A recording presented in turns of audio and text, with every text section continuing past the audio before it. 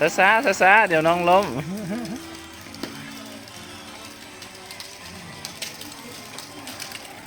บ๊ายบาย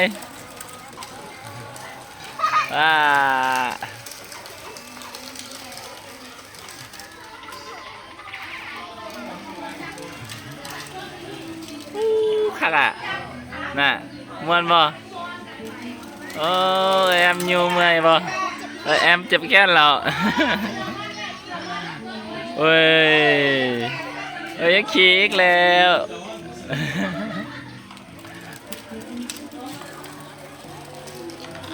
แถวเห็นยังลูกน่ะอุ้ยแถวเห็นยังไปลิ้นน้ำเอิดน่ะดูไปลิ้นน้ำเอิดโอ้บ๊ายบาย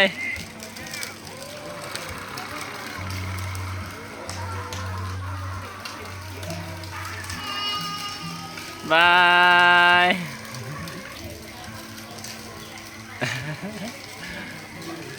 โอ้ม่วนเนาะ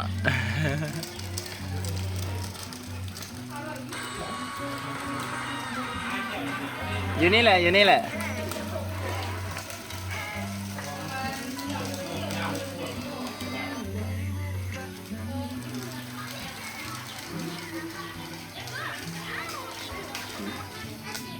โอ้ยแอมเมื่อยแล้วอ๋อเห็นได้ลูกอ่ะลงได้บ่น่ะเฮ้ยขี่ไปเองขี่ไปเอง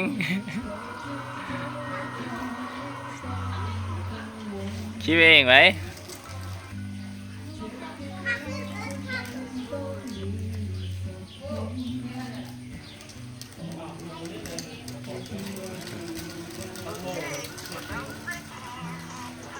เอาตีนขึ้นไหมลูก